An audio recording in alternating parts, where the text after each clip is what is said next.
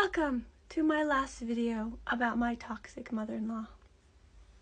This was back in August.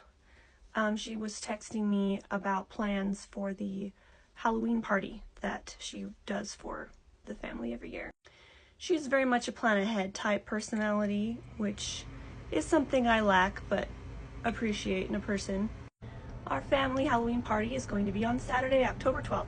We are hoping for good enough weather to have it outside, and we would love to have you there, Jack-o'-lantern head. I appreciate the invite. It's taken me a while to respond as I've been giving it a lot of thought. If I'm honest with myself, I'm not going to be comfortable being around you guys again until some kind of accountability is taken. Essentially, I'm gonna pass. Here's where I try to educate her a little bit. If you've ever heard of dishonest harmony, it's pretending everything is fine in a relationship when it isn't. Having the appearance of one big happy family when it is not. My attending Halloween without anyone saying, "I'm sorry we blamed you for our family's issues," or "I'm sorry for gaslighting your feelings, personal experience, and boundaries," would be just that. Lines have been crossed, and nothing but phrases like, "I'm sorry," or "I was wrong to do that," will fix it. I appreciate your understanding. Now buckle up for a lot of gaslighting that's going to happen here. She totally ignores everything I just said and goes on with, "It is difficult to mend fences when we're unable to talk to Bryson." Okay, what about the fences you broke with me? But never mind. Talking about my children, so-and-so and so-and-so should be allowed to enjoy and interact with their cousins. Any of us would be willing to come and pick them up and bring them to the Halloween party. Now, the last thing I want is my kids hearing them talk about us behind our backs, which they're already doing while we're not there. Why wouldn't they do it with our kids there? I don't want that mess, thank you. I appreciate the offer, but will pass. Bryson has actually been advised by his therapist not to rekindle communications due to your consistent lack of accountability. Just laying out the facts for her now. I have, however, from my last text to you, laid out the details of what you could do/say that would result in his considering a rekindling of said communications. Any heartfelt apology you feel obliged to muster would be passed on to Bryson without any hesitation. I'm feeling like an automated answering service at this point. Any conversation will be between Dad and me and Bryson, not through you and not through text. So am I not trustworthy anymore? We're still holding out for the "it's Alina's fault," she's holding Bryson against his will, and that's the only reason he won't talk to us. Keep in mind, when we had my son's baptism, we ended up inviting them, and Bryson put aside his feelings about not wanting to see his family because it was our son's day and not his. And so both Bryson and his family were there. If Bryson was being held against his will, he would have had every opportunity to converse with them, and he did not.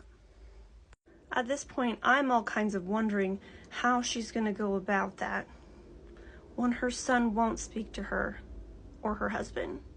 So I ask her a few questions. And what's your plan to make that happen? Go against his wishes, corner him somewhere you know he'll be, get a burner phone and call his number? I'm pretty sure that would have the opposite effect of the one you want. If you don't want to believe me or won't take my advice, that's your choice. Alina, that was a very inappropriate response. When Bryson is willing to have an adult conversation with us, we are and have been willing. How was it inappropriate? I'm genuinely curious how you expect Bryson to start talking to you again without a sincere apology. He's not going to talk to you without one. If waiting around is your tactic, you're going to be waiting a long time. It's inappropriate for you to suggest that we would do any of these things.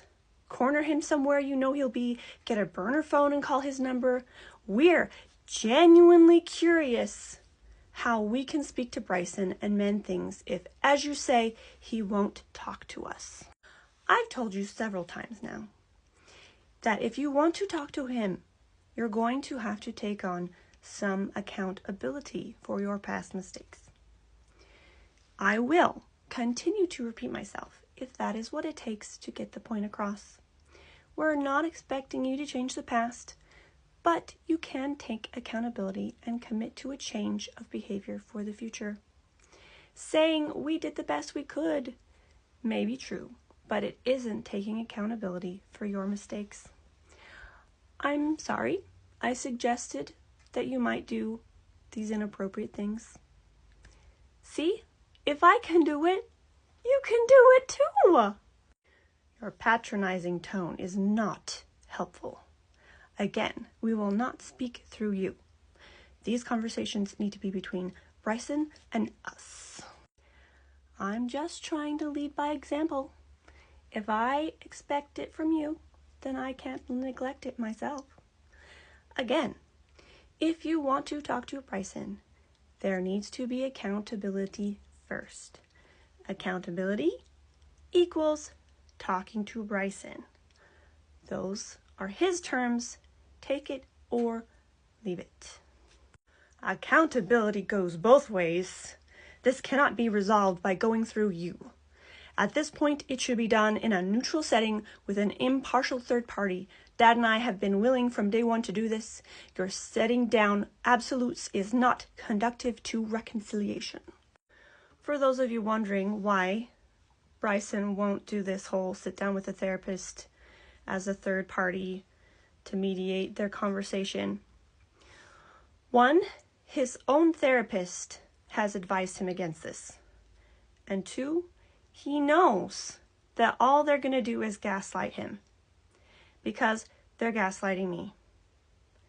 And if they won't stop gaslighting me, they're going to gaslight him again. And that's just going to trigger him further memories and emotions from his traumatic past.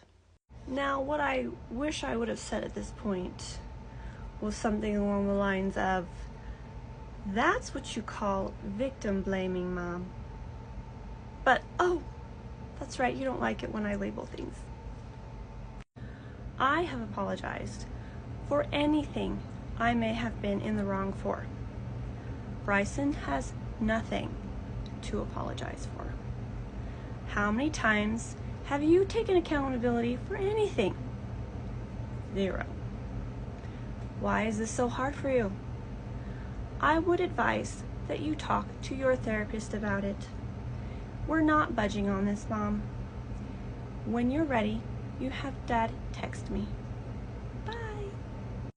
It was at this point that I blocked her phone, so she can no longer call or text me. I have had enough. She can message me through Facebook or email me. I don't remember if she still has my email or not. Or Dad can message me. But in the meantime, she knows what the rules are, what the boundaries are, and can go about what she wants from there.